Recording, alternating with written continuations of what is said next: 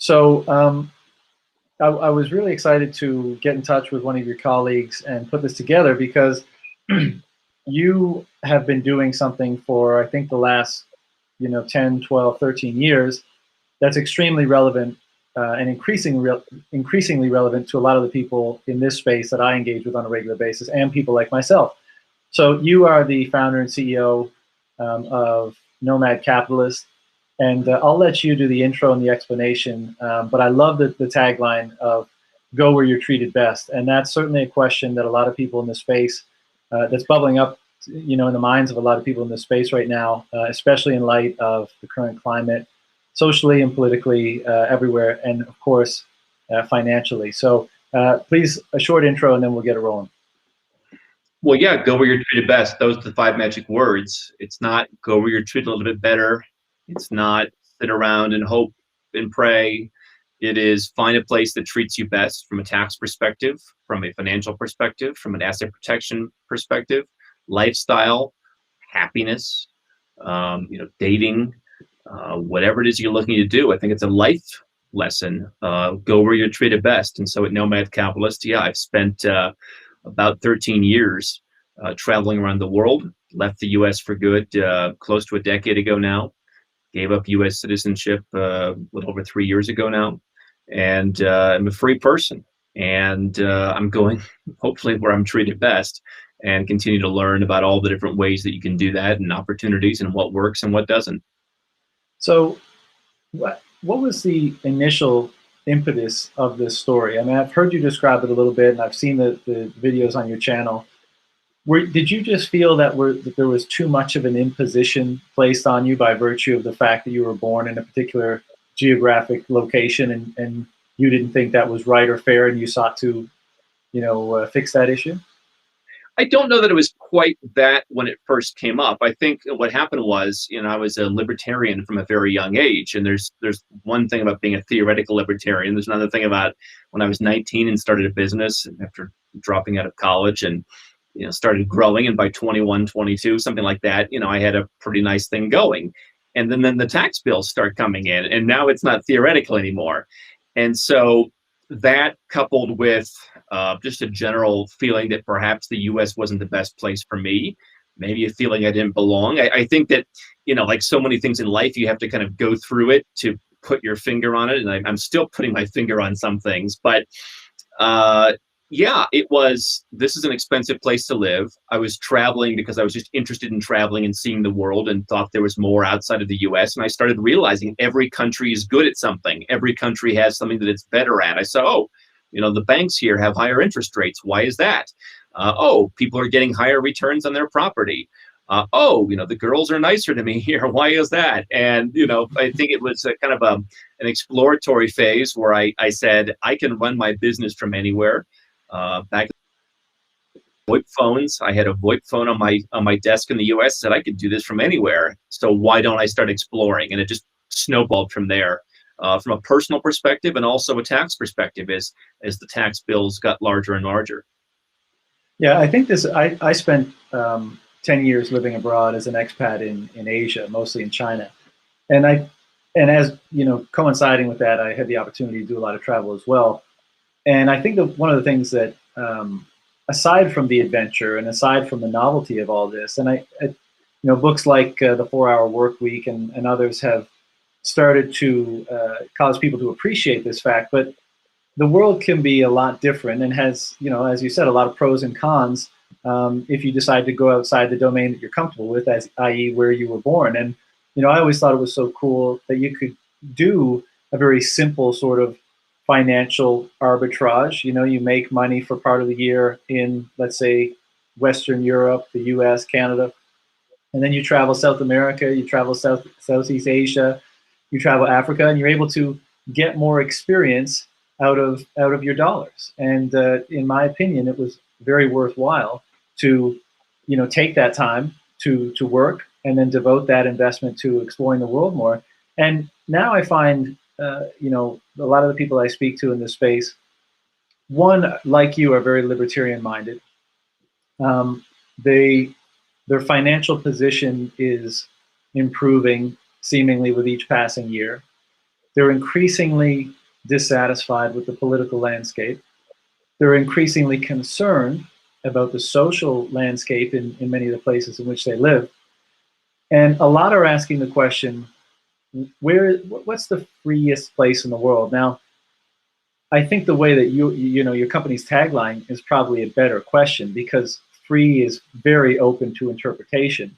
And so I think it's a great tagline in asking where you treat it best. But what I'm interested in knowing, and this will probably characterize, a large part of this discussion, is where are the places in the world right now where people who desire the highest degree of autonomy, the highest degree of freedom, the least amount of intrusion in their lives, and the least amount of, taxation or theft, however you want to characterize it, where are the places that people should be considering, and what are the aspects of constructing something like that that are of the highest priority? And then by that I mean, is it a passport first? Is it a move first? Is it a, just let me know where people should be considering. Well, yeah, there's a lot there. I think what's interesting is, I was talking to someone. I'm here in Colombia right now, and I was talking to some folks about Chile. Chile is the only passport in South America that lets you go to the United States without a visa. And I've had this idea for something like the visa waiver program paradox, that once a country can visit the U.S., it's created enough wealth for itself that it starts to jump the shark.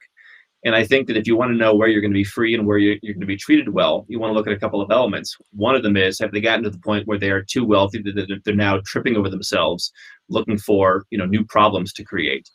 And so I think that once your country's wealthy enough that you can just go to the U.S., there's only about 42 countries that can do that. Perhaps you're looking to create new problems. And lo and behold, I was in Chile about a year and a half ago. They had the riots, and my wife got stuck in some tear gas riots and had to get out. It was just chaos, and you couldn't travel around the country because they were having protests about some of the dumbest stuff. And that's what happens, I guess, when you have nothing else to complain about. You get upset that some rich guy's taxes are going to go down a little bit, or whatever it is. I also think you want to look at the culture of, is the culture welcoming? I think that legacy brands like the United States, I call them, it's like the Gucci of countries. You're paying a premium for a name that was once great, and now it's kind of become a commodity. I mean, do you really think a bunch of guys in Italy are hand making these shoes? They have a boutique in every airport around the world. I mean, they're doing something, and then they're finishing them up in Italy. And so, the U.S. and countries like it don't have motivation to provide you with a great thing, because the attitude of every American is everyone wants to come here. So if everyone wants to come there in their mind, why would you change anything?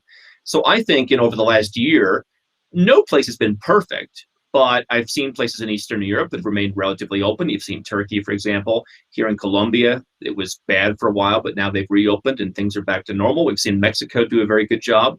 I was in Malaysia for a lot of the last year. And while Malaysia has had some stringent rules, I think that, it's actually pretty manageable for us.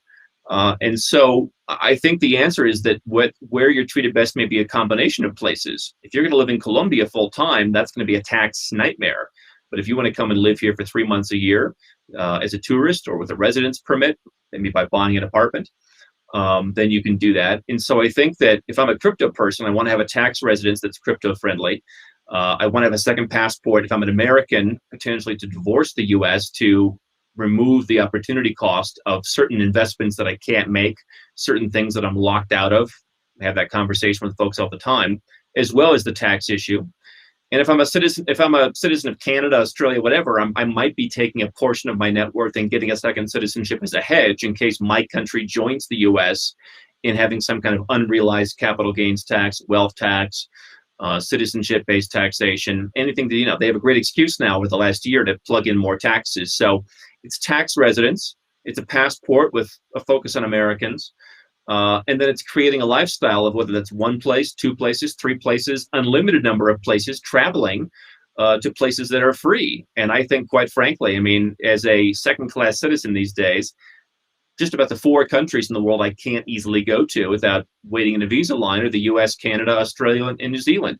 And I think those have shown to be some of the worst places to be in times of chaos in the last year. Yeah, I agree largely with that. And let me get your take on this, because as this conversation unfolds in the space, and as you articulated, there's lots of different variables to consider when you're deciding what kind of a setup or approach works best for you. A lot of, and I know you've done videos on this, but a lot of people are kind of saying like, look, I'm looking out on the world, and the kind of the quote unquote most free places used to be those small, island nations or tax havens like your Gibraltars and your Caymans and your Nevis and your, these sorts of places. But it's seeming like red state US has had the least draconian lockdown scenarios transpire. They seem to place a little bit more, at least in comparison to blue states, importance on the rights of the individual. They have more liberal gun laws. They often have lower taxation. And there seems to be a big exodus from the blue states like California and New York to places like Texas and Florida. Now, I know this doesn't solve the second passport issue, which would be relevant in a broader context of, federal regulations and policy changes and stuff like that. But what do you make of the attractiveness and the trend toward favoring red state U.S. By people right now? Well, I mean, I made my vote on that, or I think we all vote with our feet. That's the best way to vote, in my opinion. I see a couple issues with that. I mean, look at Arizona. I lived in Arizona for a lot of years. That's a pretty red place if you look at the culture. I mean, I was in the talk radio business and the broadcasting industry. That was my business before I did this. You've got a lot of pretty red people in Arizona. And now they just passed a new state income tax. If you make over the ghastly sum of $250,000 a year, they basically doubled your income tax. So you see red states either adopting blue state policies, or you can argue, I mean, Arizona is now basically a blue state. They have more Democratic congressmen, they have Democratic senators, they voted for Biden. So, how long before that happens to Texas or wherever else? Quite frankly, I'd rather have the ability to travel all around the world and take advantage of all the things around the world, date women. Okay, I'm married now, but date women from all around the world. I don't think you have such an exotic life in North Dakota. I mean, God bless North Dakota, but it's not really where I want to spend my time. And, I'll also say this. There's a difference between the U.S. and Western countries that are very by the book and other countries in terms of when they say lockdown, for example, what they mean. I was in Istanbul in December when they announced a big lockdown and everyone was on pins and needles. And I was there doing some business for, Friday, Saturday, Sunday. And Saturday we went out just to go take a look. You can walk around if you're a foreigner. You can go wherever you want. We're passing the police. Okay, keep going.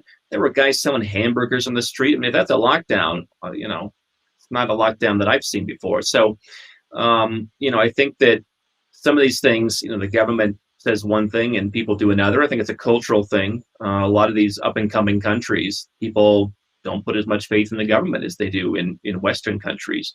And so I think that you have to compare apples to apples, and it's hard to do that when the U.S. says something and it's draconian and they mean it. Other countries may not necessarily do it. I'm not saying some countries haven't been pretty bad, Panama being one. What I'm saying is, if I'm living in the U.S. in a red state, I've got the scope creep of more blue state stuff coming in. I've still got federal taxes. I've still got federal regulations, as you mentioned. So, by and large, I don't think the U.S. is going to offer you the best deal. Right. And you personally, and obviously I don't want you to share anything you're uncomfortable with, but you've been doing this for a long time, for the last 12 years or so. Is there a place that you spend, or places that you spend the bulk of your time because it treats you the best? Yeah. So, I mean, I have homes around the world that I've been, investing in and creating my network. That's been very helpful, by the way, during the last year, is having residence permits, multiple passports, and multiple places to go and live. So I think the longest place that I've really enjoyed is Kuala Lumpur in Malaysia. I think Malaysia is a great hidden gem. It seems like they've been a little bit more difficult in the last couple of months, but when I was there, I really didn't have any complaints. We were able to move around. It's Asia, so they're very, very much into you got to check in, you got to write down your temperature kind of thing when things opened up. But the people are very nice. Nobody gets in your business too much. Nice, place to live as a consumer. Lots of consumer conveniences. I've talked about countries like Georgia. I think that the current administration has kind of mismanaged things, and I think they'll go back to what worked in the near future.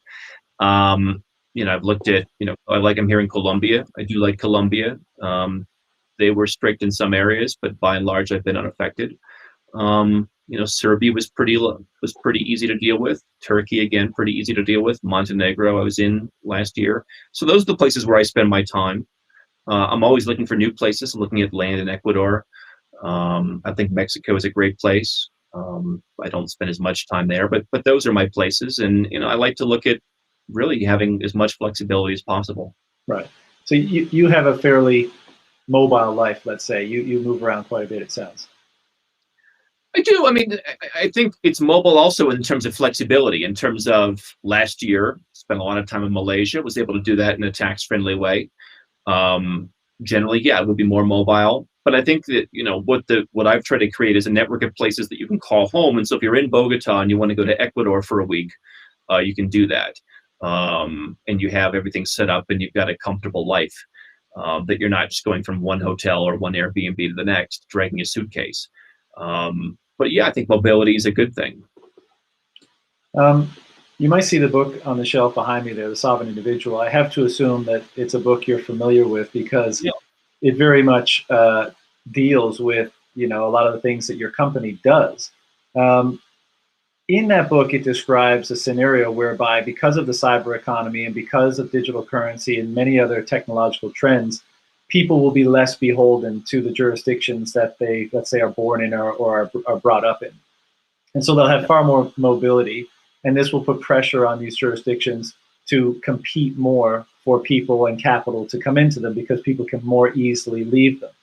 And I think that's probably been a trend that's being played out over the past 20 years. It's like, the digital nomad sort of theme that a lot of people are familiar with. I'm just wondering from your perspective, in terms of, has that thesis been playing out on the jurisdiction side of things? So is the competition heating up between jurisdictions because they recognize this trend and they are trying to attract people like yourself, people like myself, people like those listening to this conversation? I think generally, what I said, and I think I coined this when I was on Fox Business a couple months ago. I said legacy brand countries. Adam Carolla, he talks about California. I think it applies to California, but also to the U.S. He's like, it's like the prom queen that's 45 now and kind of lived up of being the prom queen for the last 25 years, and now nobody cares anymore. But it's still like, but I was the prom queen. I mean, Elizabeth Warren, for example, and I think more and more people agree with her, wants to say, hey, if you leave the U.S., not only we're going to raise your taxes on exit, we're going to tax your wealth. I mean, Elizabeth Warren was literally saying to CNBC, I think it was, about how she would impose a wealth tax after so many European countries failed at it, including France, of all places. She said, oh, but you don't know the beauty of our tax system. We tax Americans no matter where they live. So there's nowhere to run and hide. They can't move to Belgium and just not pay. And then if they try and leave the country for good, we'll have a big one-time tax on them. So, that's a country that is living off being the prom queen. It was the place to be in the 50s. But now if you look at, look at where Malaysia was. I mentioned Malaysia. Go back and watch the movie Entrapment right after the Petronas Twin Towers were built, and look around the movie what was around the Twin Towers. It was a village, a kampong, as they say. Now you can't even see the towers from an apartment 300 meters away. And so they've done that partially by getting investment from places like China and the Gulf. They've also done it by being a tax-friendly country and by growing and by attracting jobs. And this is what Steve Bannon talks about when he says, we built a middle class in Asia, we emptied out the middle class in the United States. Malaysia's been a beneficiary of that. Singapore and other countries in that region have been beneficiaries. China's been a beneficiary.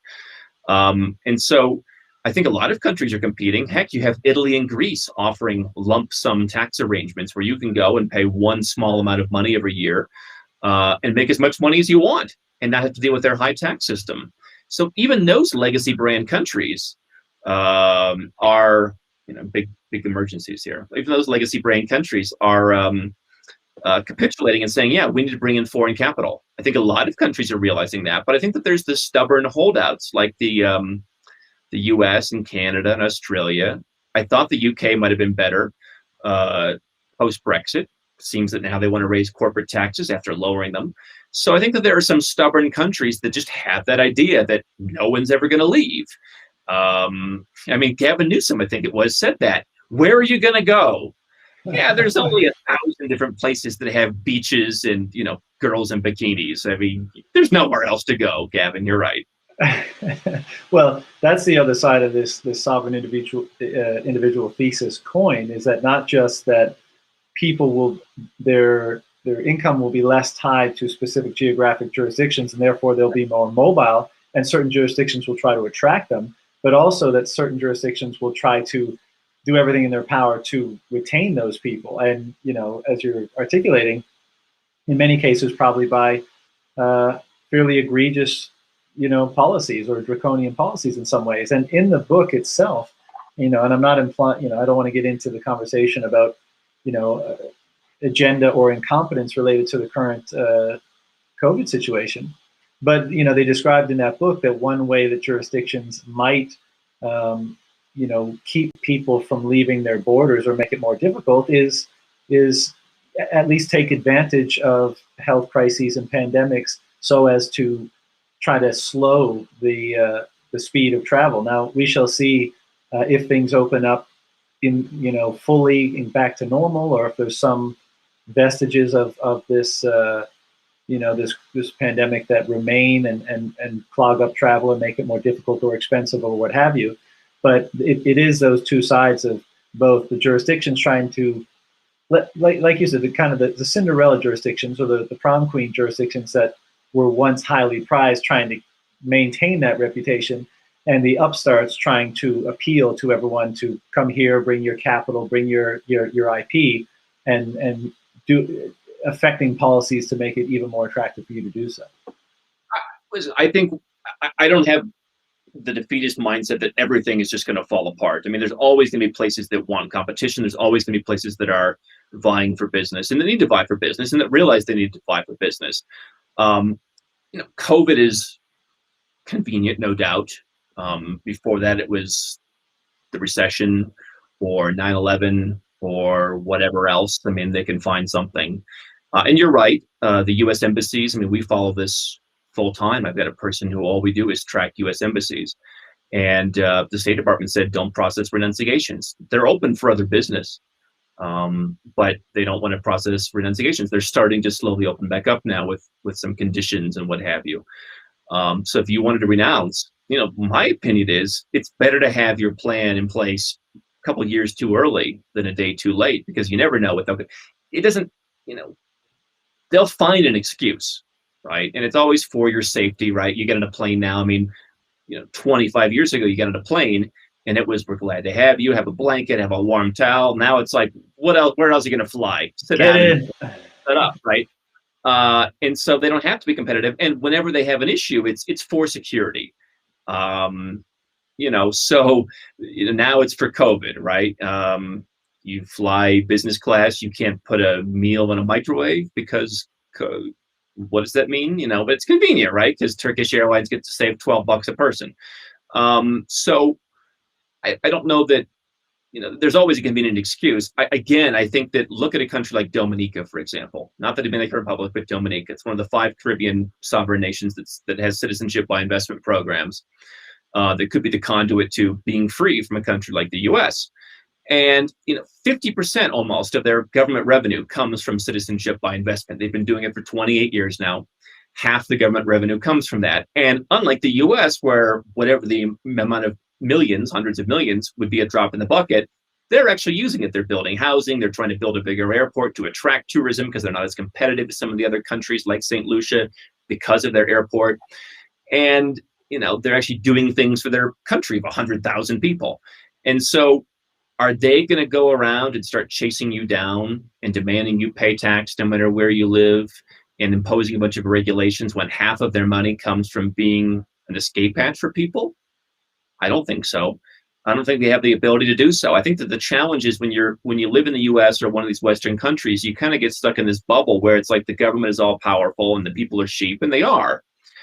But I think there are countries where they, by and large, realize what it is that you're talking about. I also think that there are countries that don't have what I call, perhaps a bit of a dated reference now, the Paris Hilton effect. The U.S., nobody living in the U.S. really has any knowledge of why the U.S. is or was wealthy. And because of that, they don't realize it's becoming less wealthy and less significant because they never had a role in creating it. Whereas if you go to the countries like Georgia, for example, or Estonia, that now have freer economies than the United States, they were communist in your lifetime, right? And I think that there's still a connection to that. You know, when you fail at something yourself, when you're in business or when you're an investor and you fail, you learn from it and you grow. And maybe you teach your kids the same lesson. 11 generations down, are the kids still getting the same lesson? And so I think that all those different things combine to say that while the countries in your orbit may not be thinking that way, there are more than 200 different jurisdictions to choose from, and some are. Yeah. And I feel like I know the answer to this question already, because I get the sense that you're more inclined toward just adapting to the circumstances that are and not spending too much time on anticipating or fearing circumstances that might be. But in this event of jurisdictional arbitrage and, let's say the bigger powers, it becomes an issue for them. Do you see them placing any pressure on these jurisdictions like Dominica that you just mentioned, or other places where people have quote unquote escaped to? Now, the pressure could be in the form of financial pressure, sanctions, whatever, or otherwise, in order as a method to push back against this trend that may be unfolding. Sure. I mean, Dominica just got put back on the naughty list for the EU in terms of tax non-compliant jurisdictions. Do I see that the EU is going to pull visa-free travel for Dominicans? Not necessarily, but certainly, the U.S. I think that the U.S. and Canada had a role in pressuring a couple of those programs. For example, like Antigua and St. Kitts used to have visa-free travel to Canada. They pulled it. So I think there may be some restrictions like that. I also think, if the issue is what the European Union thinks, listen, there are plenty of places to live basically as a tax haven in the European Union. You could be a citizen of Dominica or resident of a different country. I think that the citizenship is kind of like the flag of convenience that gets you out of a bad situation, or that's the hedge. And then where you live is the issue. So if you're living in the Cayman Islands, I don't know that that's really going to ever be a substantial issue, in that they're not going to tax you. They don't want to tax you. And I think there'll be plenty of compliant jurisdictions like that you can go and live in. So I do think there'll be some pressure. I think that there are ways around it. And I think that the other thing from my perspective is, if your goal is how can I adequately squeeze the US or Canada or Australia into my life, because I just can't bear to part with it, quite frankly, I'm glad I'm not in those places right now. So I think that part of the compliance issue is, well, how will I get back into the United States? Great, go ahead and keep me out. I don't care. Right. And in the last year, it really seems like on many domains, timelines have been accelerated. Substantial shifts in habit and behavior have occurred.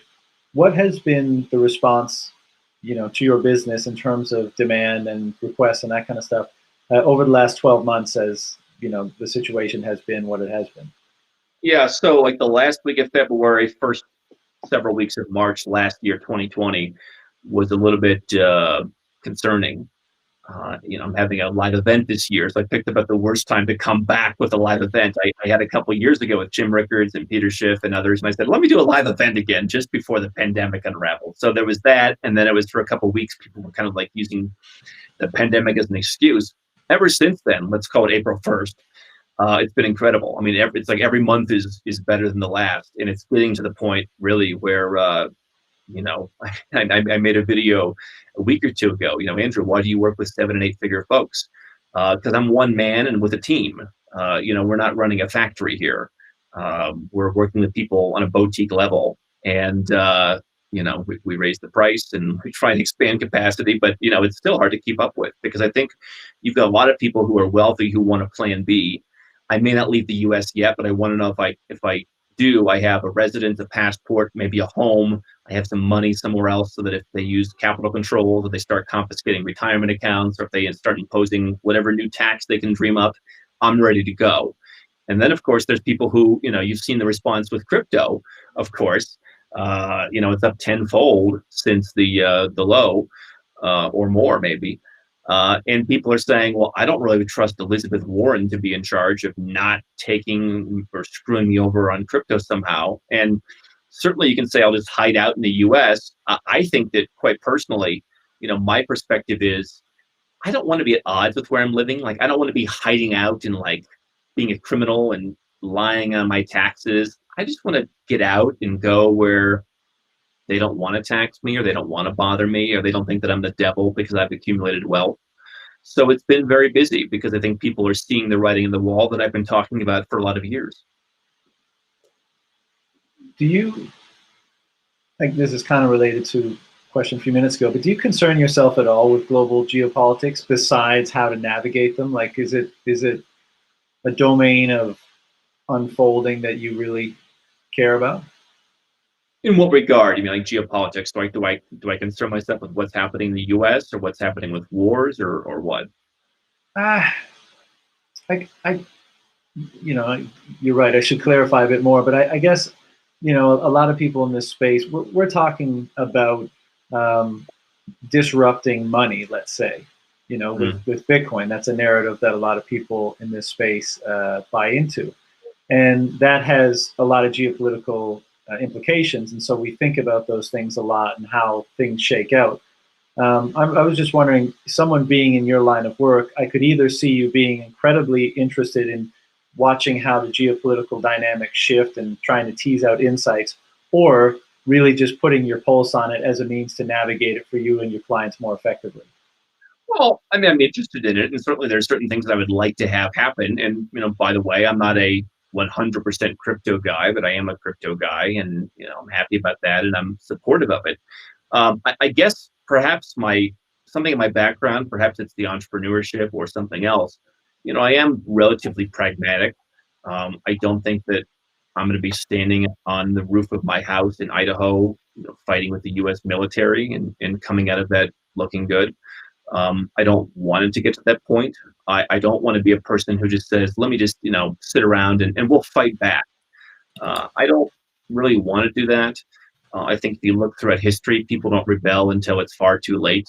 Plenty of people in history should have gotten out when they had the chance. So I do follow it.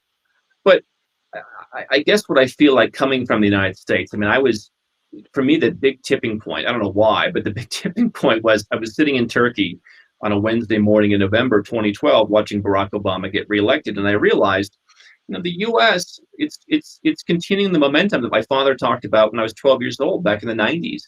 It's heading in the wrong direction for successful people. And there's a culture there that's developed that didn't used to be there, but it's getting worse. And now it's much worse. I mean, the things that the government and the politicians are talking about, you wouldn't even have expected, even in 2012. I don't know how I fight that. I'm one guy.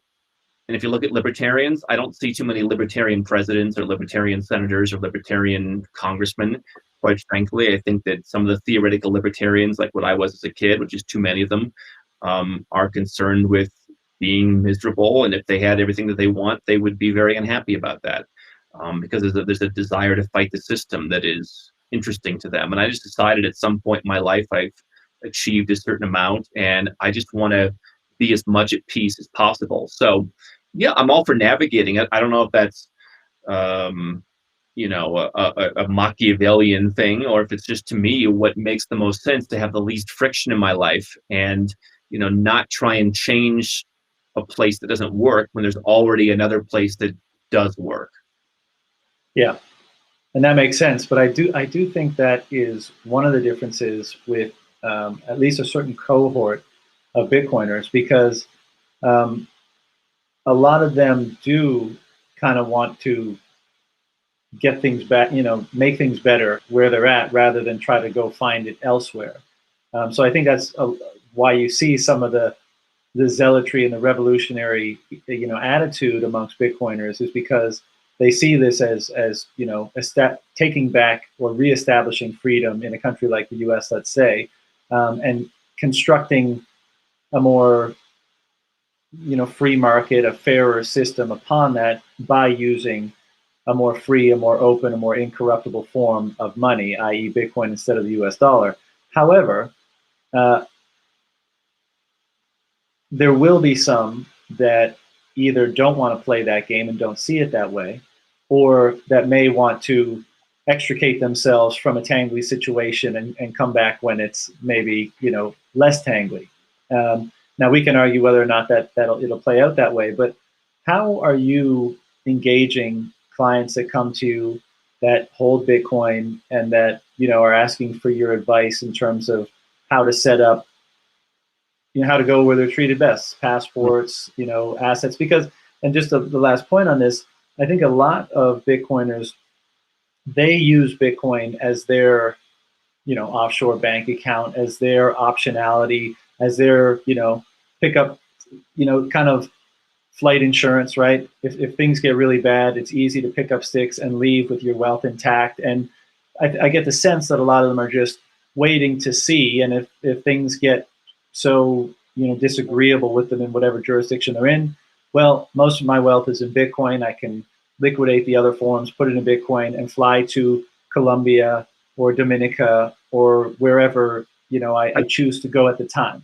I think some people I think I heard that in Germany in 1938 once, right? And in a lot of other places, right? I mean, I think they were saying that, right?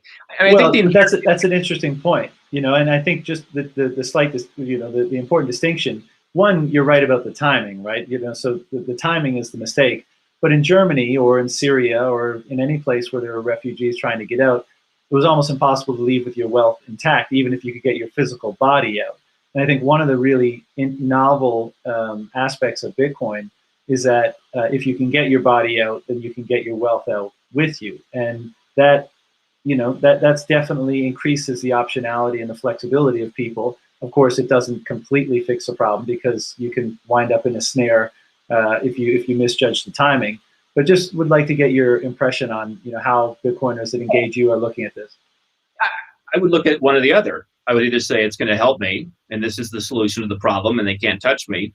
I wouldn't be like, I'm going to hang, like, you don't need this nonsense. But I'm hanging on, looking to wait and see what happens. I mean, listen, I'm not here to judge. I think the most beautiful thing about the lifestyle that I've created is I allow other people to do what they want. I have family who they think the U.S. is the best place in the world to live, and I can say, I'm happy for you, and I think that's what you should do.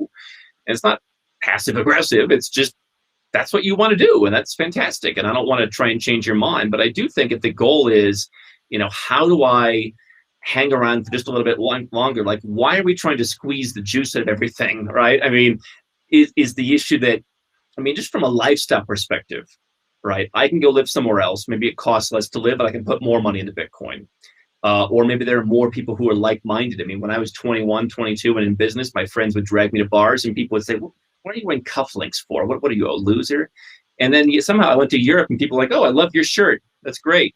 Why don't we just, from a personal reason, I think what a lot of people in the libertarian camp, I've lived in that much of my life, nobody agrees with me. Where do I find women who agree with me?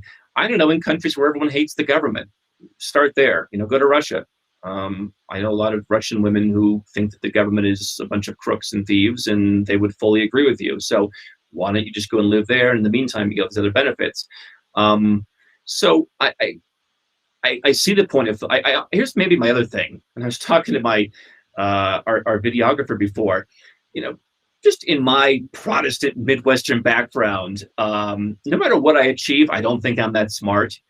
I guess I figure like the IRS will eventually figure out a way to, because that's their full-time job, is figuring out how to part people with their money. They'll eventually figure out a way while I'm living my life to figure out how to take more of my money, or they'll find a way to keep me in the country. And I don't really want to gamble on ifs. I mean, for me, it's an issue of risk aversion where, did you think, again, 10 years ago that the U.S. would be where it is today? The answer is no. Or if you didn't guess the ways that they would be doing things, whether it was Edward Snowden or a pandemic or whatever, I don't necessarily want to guess what will happen in the next 5 years. And so when what I talked about when I fully divorced myself from the U.S., the greatest thing that I got was peace of mind.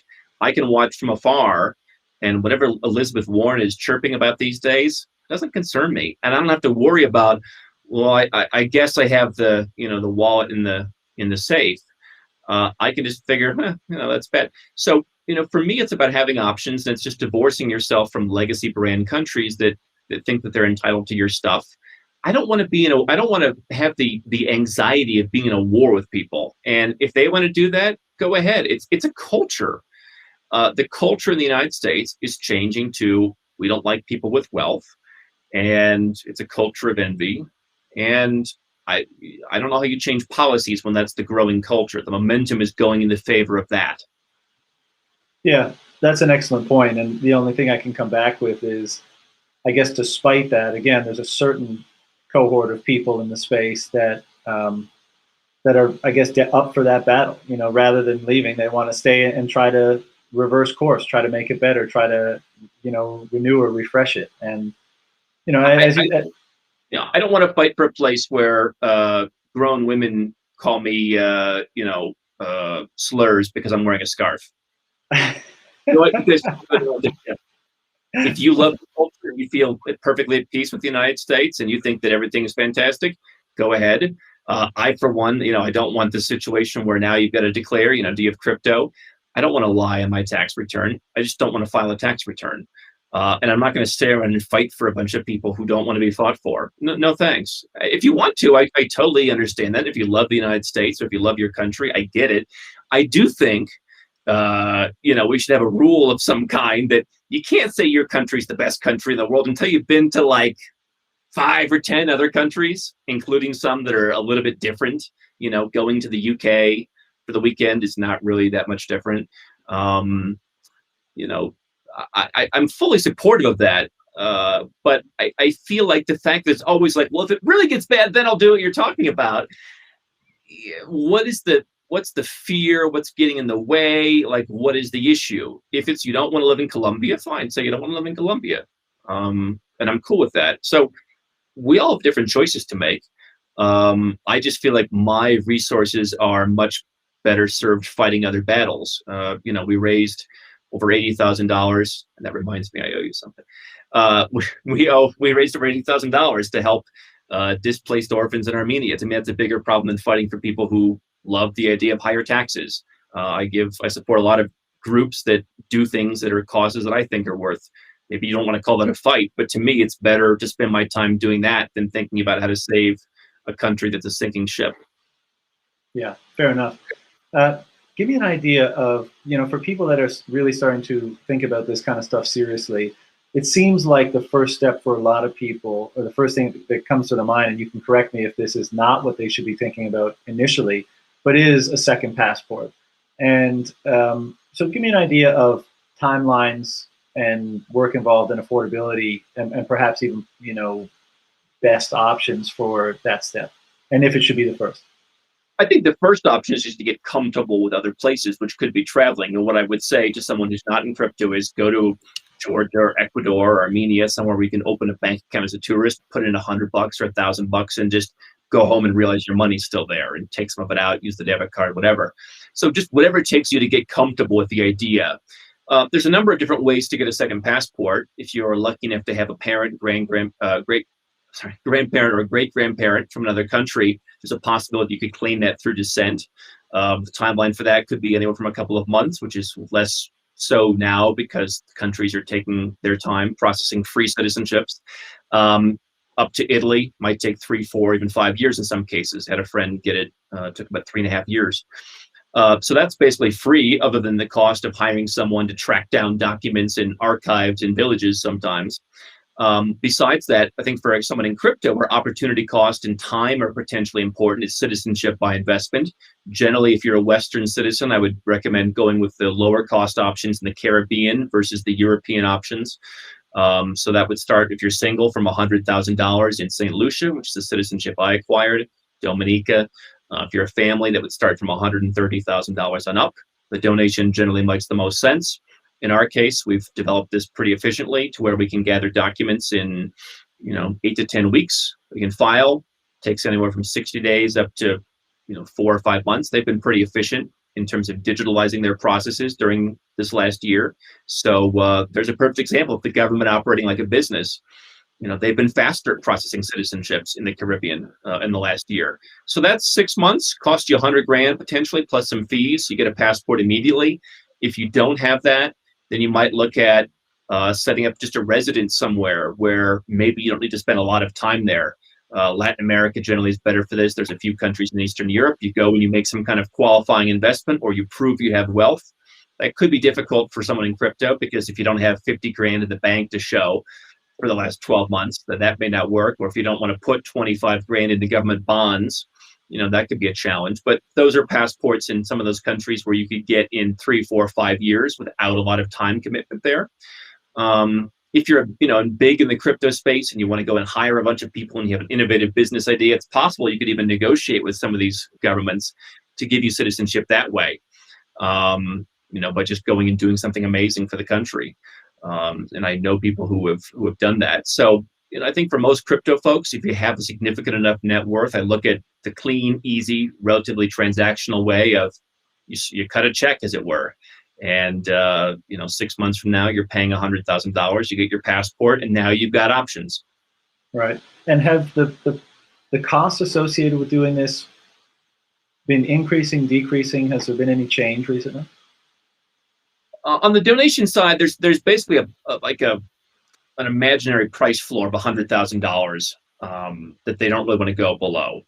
I even heard that the African nation of Benin is talking about coming out with a program with a $110,000 donation. So even African countries now are apparently adhering to this imaginary 6-figure price floor. Due to hurricanes a couple of years ago, and now due to COVID, you have islands doing things, but generally it's not on the lowest cost thing. So what you've had is discounts for a family of 4, for example, where family of 4 comes for the price of 1. Or in St. Lucia, you've had an option that nobody in crypto would want, which is we'll cut in half the amount of government bonds at 0% you need to buy and hold for 5 years in exchange for reducing the donation, right? So you've got a huge opportunity cost there if you're in crypto. Mm-hmm. So if you're single, I think it's pretty fixed. If you're a larger family, you've got, St. Kitts just extended their deal. So you can save like 45 grand on a family. So if you're married, if you get a family, then there's a little bit of savings, but I think you're not going to see things go lower, because they've kind of said we can't go lower than this 100K number. Right. I want to ask you about something. I'm not sure if you're familiar with these, but I came across one the other day. It's a place called Prospera, and it's on the Honduran island of Roatan. And so it's kind of like a little libertarian community, and the company structures the administrative and the software involved and all that kind of stuff, and people can kind of come and live in this little, let's say, more free jurisdiction. And it's meant to be a type of software for other jurisdictions to implement in different places. Have you come across these things, and what are your thoughts on people innovating in that way? A little bit of experience with, I'm aware of what it is, and I think Honduras has been very interesting in that regard. I think it has some potential. I mean, mainland Honduras is largely a mess. I think that you will see potentially more jurisdictions doing that. I think that offers more opportunities, more competition, more potential places to go. To me, that's great. More options to choose from the buffet is a positive thing. More places competing. That's what I would say to it. You touched on briefly in terms of circumstances that may befall the former prom queen, and one of the things that came up recently, which not very long ago fell into the category of hard to believe, now it seems inevitable, and that's a wealth tax. And I know a lot of people. I mean, that just seems like a giant leap in the wrong direction. What are your thoughts on the possibility and even timeline of something like the wealth tax? Well, I can tell you, I mean, we study this. We have all the tax journals, and this is what we do here in our strategy department. I've got people who are researching, and of course, I've got people in the network who are lawyers and accountants all over the world who help us and help serve our clients. I don't think we've ever seen talk about more tax in such a period of time, any kind of new tax in more countries anywhere else. We've got a number of U.S. states that are talking about implementing one. Besides just California, Washington, Massachusetts, even, my goodness, there was one the other day that really surprised me. I don't recall which one. You've got countries, I mean, even New Zealand, which has been relatively tame among English-speaking developed countries for taxes on things like capital gains, has now put the word out about one. The UK has been one of the most vocal. South Africa, I'm seeing a lot more now. I mean, they've really been trending in the wrong direction, kind of towards US style taxation in the last couple of years with their financial immigration to make it harder to leave. But yeah, I see a lot of countries talking about doing it. And I think that, again, it comes back to culture. When the culture becomes accepting enough of it, it will happen. It's like anything else. I was sitting when I was in Turkey on that trip back during the 2012 election next to a guy. I guess he worked for the UN or something like that. And we were talking whatever about politics. And I said, I remember when I was in high school, you guys wanted, civil unions, for example. And now it's gay marriage. He's like, why don't you just come out and ask for gay marriage? I mean, what's wrong with that? He's like, you have to convince people slowly and over time to warm up to things. And so I think that whenever the culture adapts to that, they'll do it. It seems very punitive in the Western world, particularly in the US. Elizabeth Warren, it almost seems like, how dare these rich people exist? It's not really about raising the money. It's about envy culture. And again, I go back to what I see traveling around the world. I don't think you see that as much in Malaysia. They were the ones that came out and said, we're not going to bring a wealth tax back. And, I think they've done pretty well in the recent years. They've benefited from everything that's happened in the world. And I think that Western countries have been the net losers. I have about 30, as of March 1st, 37 people who work for me. I don't hire in the US. Their tax policies and the regulations and everything make it terrible. So those are 37 jobs. If I would have been working in the US 20 years ago, would have been in the US. I have many clients who are calling me and saying, even though I'm going to stay in the US, I don't want to deal with US employees. So, I mean, you're just kind of stoking the fire where people are going to feel more and more jealous that other people have wealth and they can't get a great job just because they graduated high school in the United States anymore. The world's changing, and I think the culture will catch up. I don't know exactly when. I think you'll see some countries in the next year and others in the next 5 years. Yeah. I know you've been speaking with some people in the Bitcoin space and crypto more broadly, and you'll certainly gain more fans on this particular podcast if you refer to it as Bitcoin. But I know you were speaking with Michael Saylor recently, and he's become a bit of a rock star in this space.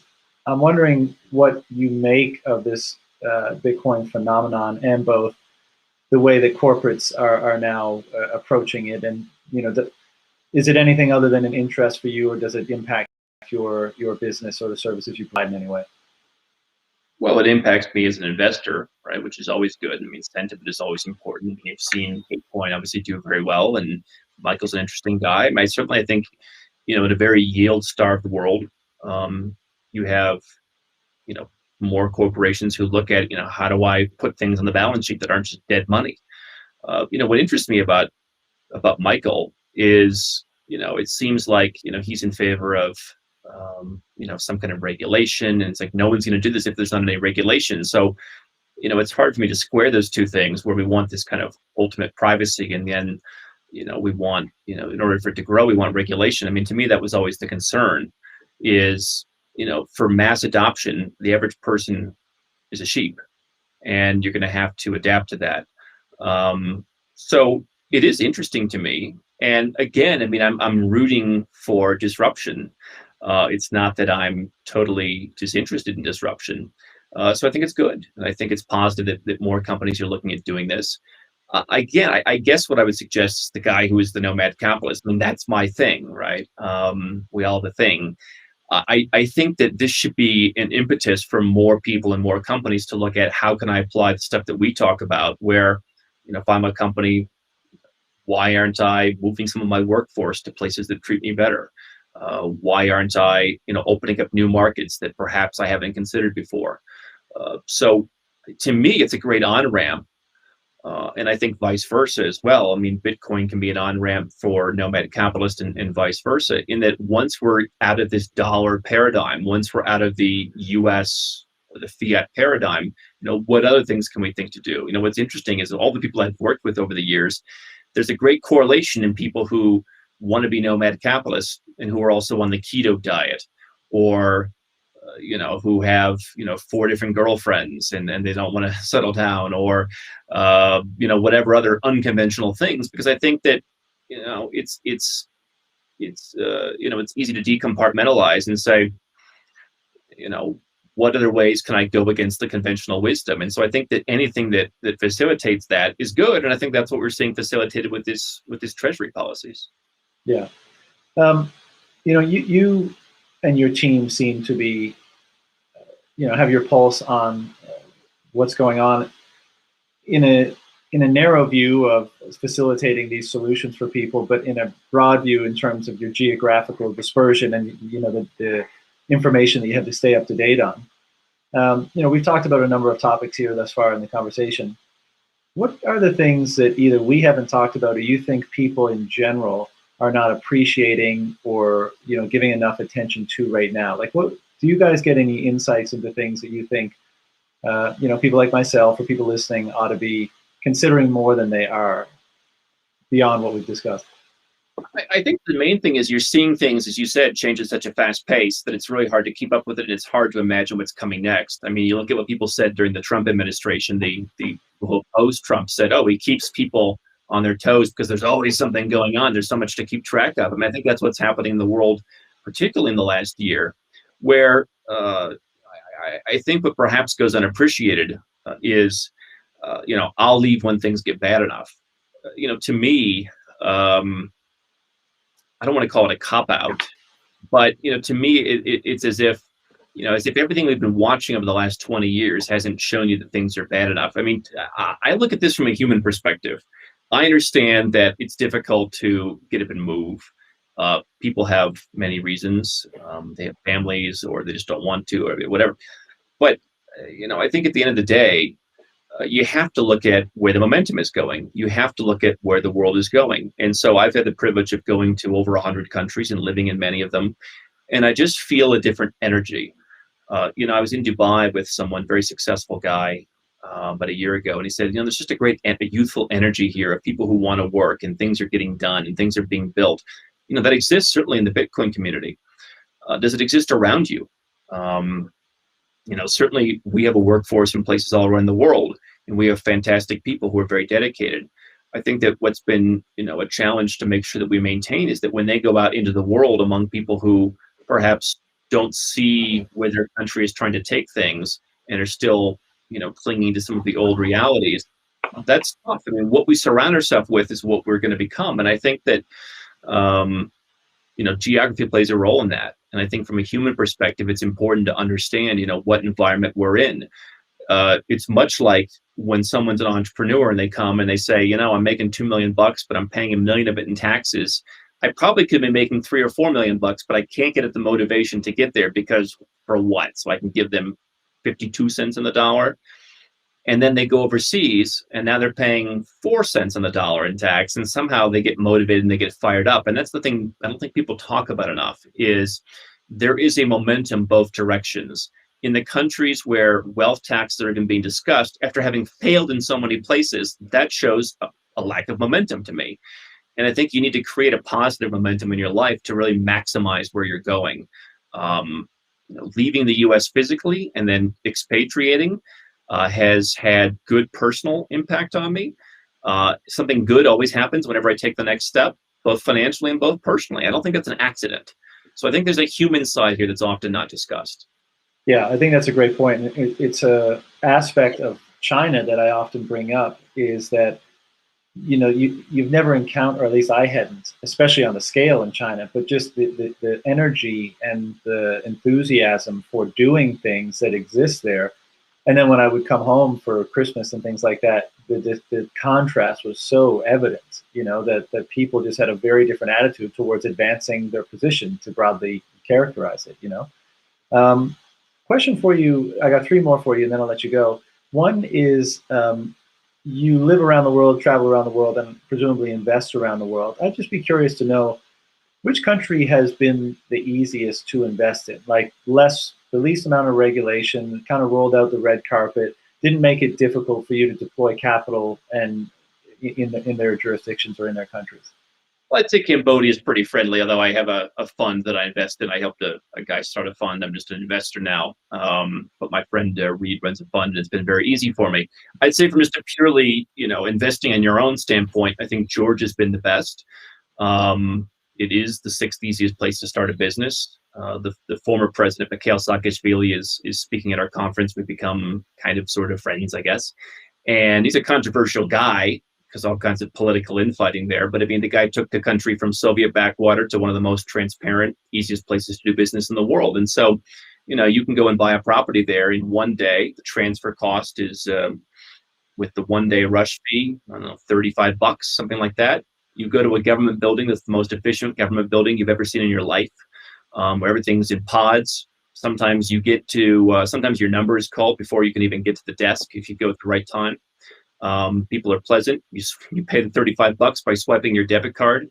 There's no property tax if you don't have income from the country. Everything, property records are on the blockchain. And so that's been pretty friendly, I think, in terms of a place to buy property, for example. It doesn't really get easier than that. 30 minutes, $35. Here's the title. It's in your name. You don't need a lawyer if you don't want one. Everything's done. Pay however you want. Sometimes you just literally carry a stack of cash and you give it to the guy and they do, okay, Mark is paid. And it's been incredibly easy. Have you ever, I'm sure you have, can you share any of the more gnarly situations you found yourself in after traveling for over a decade? Because I know, having traveled a lot myself, that they do sometimes occur, and I'm just wondering which ones stick out in your mind. I guess the most the most gnarly situation was I was in Managua, Nicaragua, about 7 years ago, and they say don't walk around after dusk. And I had come back. I had purposely taken a bus to another city, Granada, which is a nice, quiet colonial city. And I took the bus back, and I said, "No, I'll just walk. I want to see what things are like." And I'm coming out of the grocery store, and this guy gets up a motorcycle and puts a gun in my face. And I'm going to argue with him because for some reason I decided I wasn't going to give him my wallet, my brand new wallet, and I had to kind of argue with him just to take my phone. I think that the issue in Honduras, as you mentioned, or Nicaragua, parts of Guatemala, even maybe the capital of Costa Rica, is there is maybe the one place in the world that I think lacks safety. El Salvador perhaps as well. I don't buy into this issue of low safety. I've been all over the world walking around with laptops at 1 a.m, but Central America, outside of Panama and maybe the beaches of Costa Rica, is a little bit unsafe. Other than that, I mean, I can't say I've had any huge issues at the border. I remember one time I think I was held up for about an hour where they were just looking through every page and giving my passport to different guys. I used a weird passport, and I think they wanted a bribe, which when you're newly out of the United States is a foreign concept to you. I mean, you buy property. I mean, you're constantly learning things. I guess as an entrepreneur, I look at so many things as a learning experience. I'm here in Colombia. I mean, it took 5 or 6 different attorneys and different people to help me figure out the entire perspective of how to manage and own and buy a property. So that's a little frustrating at times, but I can't say that I've had too many experiences. In fact, I had food poisoning for the first time ever pretty recently, and I thought back and I said the only place I've had food poisoning is the United States. Wow. So nothing too bad. No, not too bad at all. I jokingly, but I'm serious, and touch wood, because, things do happen, but I've done a lot of traveling around South America and Southeast Asia and other places. And the only thing I ever had stolen from me was a tube of toothpaste in the hostel bathroom. I went in, put it down, realized I had forgot something, came back 5 minutes later, and somebody had nabbed it on me. So there you go. I forget where, someone had I had an open door and someone came in and they took 20 Qatari reals, which I guess is like $6. We were not in Qatar, so I hope they had a good time with it. But last question for you, man, and I appreciate the time. You've been doing this for a decade. The content you put out is great. It's really informative. You give a lot of information away, and on your website it says that you do that partially because you just don't have the capacity to onboard that many clients. So you give stuff away so people can do it themselves. And if they want, a higher touch service, they can engage you guys. What are your ambitions with this brand and this business from here? And, where do you see it all in 5 to 10 years from now? Well, it started as a blog. it just started as I sold my last business in the US and I was writing about my travels. And I remember one time I talked to a lawyer in the Philippines because I wrote his name on the blog. And I talked to him, and then like a month later, we spoke again. They said, I got like 20 phone calls from people. I was amazed. I had this brand new blog. So it kind of evolved organically. And I think that's what's made it a great business, is that I've allowed it to evolve organically. And, right now the issue is, how do we bring on more people to help with strategy? How do we bring on more people that I can train to help with execution so that we can serve more people? We're having this Nomad Capitalist live event, so I like the idea of bringing together speakers, and I'd like to continue to grow that. Obviously, I'm not a big fan of governments, but we've been reached out to by some people in the government, including on how to create laws on cryptocurrency occasionally, Bitcoin. And so, if I can have some influence over that and help inspire governments that want to learn how to be more open, that would be helpful. I think I take it day by day. And, the goal is more influence. We had 17 million people last year who watched our stuff, back of the envelope math. So that feels good. How do we grow that number? How do we reach out to more people? How do we convince more people that this is an option? So that would be considered, success. Obviously, running a successful business. I'm an old school business guy. I believe in profit. I believe in sales. It's not so difficult when you're at capacity, to push people very much. But certainly that's a metric as well. I think that too many young entrepreneurs today are, profit is like a dirty word or something. I don't know how that works. I mean, I'm an old school capitalist. I'm here to make money and hopefully provide an excellent value for people who, as you say, want the Ritz-Carlton of offshore services with people handling things for them. Yeah. And final kind of tag on question on that one, do you see yourself, because when I hear you speaking and knowing your exposure to all these jurisdictions and knowing the kind of insights that are to be gained when you're on the ground in these places, do you see yourself offering products that are specifically along an investment track, for people that want to invest in a variety of areas around the world, to help facilitating that process for them, aside from maybe citizenship and taxation stuff, just people who want to access opportunities elsewhere that are not on public markets and stuff like that? Yeah, I mean, I think we, as I mentioned, I helped provide some input into this, Cambodian property fund.